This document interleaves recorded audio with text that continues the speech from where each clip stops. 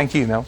It's 7:15. A provocative speech given by Liberal frontbencher Malcolm Turnbull is still causing waves this morning. The former opposition leader expressed his disappointment at the current state of Australian politics, saying it rewards spin and dishonesty. It seems to me that we don't simply have a financial deficit, we have a deficit of trust. Mr Turnbull also criticised his own side over its tactics in Question Time, saying there's too much focus on asylum seekers and the carbon tax. Let's get some reaction from our big guns of politics. Environment Minister Tony Burke and Shadow Treasurer Joe Hockey. Good morning to both of you. Good morning. Morning. Joe, has Malcolm Turnbull been disloyal? No. I read the speech. He showed it to Tony Abbott before he gave it.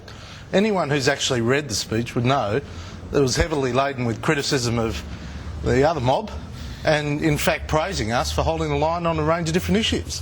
What he was saying was, let's go the British system of having the Prime Minister turn up to one Question Time a week. I don't think that works in Australia. OK, what do you think, Tony? Do you reckon it would work it? Saying Prime Minister only turn up to one session and more ministers be used to answer questions? In the first place, I think it doesn't matter what your structure is. The quality of what is actually asked will drive the tone of Question Time. It should be answer time, not question time. Well, it's not the question, it's the answer. Well, have a go at asking some more of us some questions, because you don't even know if you can get answers. No, we only go for the weakest links, mate, so you're safe. You're OK. You're a strong performer. But the actual system that is being proposed there was tried in Australia in the final years of the Keating government, and the argument was put back by John Howard. He says, this means the Prime Minister's only working part-time. Yeah. And I think that actually killed it forever. It does work in Great Britain. You can mount an argument for it, but I don't think having tried it once Australia will ever go back there. OK, let's talk Queensland. Kevin Rudd stepped back into the spotlight, joining the public sector union fight against the Queensland government's job cuts. Tony, is this about trying to link Tony Abbott to Premier Newman's cutbacks? Oh, absolutely. And that's a link that a whole lot of us have been making. So there's no shifting from that. There has been a story of how Campbell Newman's operated that we think Tony Abbott is a very close fit on. So no fudging on that, absolutely. Yeah, that's pretty reasonable.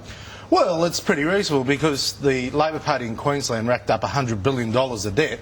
Campbell Newman, all strength to his right arm, he's showing incredible courage to try and fix up a state government that has been in complete chaos, an absolute mess, during the term of Labor. And Campbell is showing the sort of courage and doing the right thing by the people of Queensland that hopefully gets Queensland back on the rails. It's a great state, it deserves better, and that's why they voted overwhelmingly for Campbell Newman. Massive number of families now without a livelihood. Oh, well, that's just not right. I mean, the numbers were inflated. That many people, they don't have a livelihood. Mate, that's what happens. Can I tell you, Julia Gillard said he's sacked 26,000 people. In fact, it's been reduced by 4,000 so far. Right? So that's still 20. No, 4,000. So it's 22,000 total. Yeah, so far 4,000. So this is the spin that's coming out of Labor. They create the debt, they create the problems, and then when we go to fix them, we get in trouble.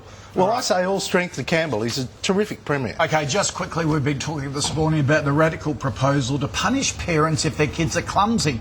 Now, mums and dads of children who show up too often to the emergency ward could be accused with child neglect, even if their injuries are minor. Joe, a bit harsh, do you think? It's ridiculous. It just looks to me like, just another bit of the nanny state. I think it's just, just put a helmet on the kids, put shin pads on them and pads on them, they'll be fine.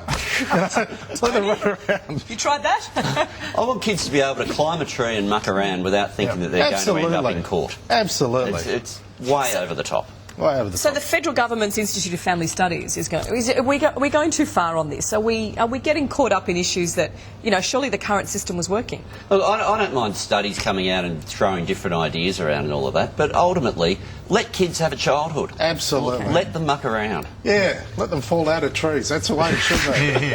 All right, guys. Thank you both.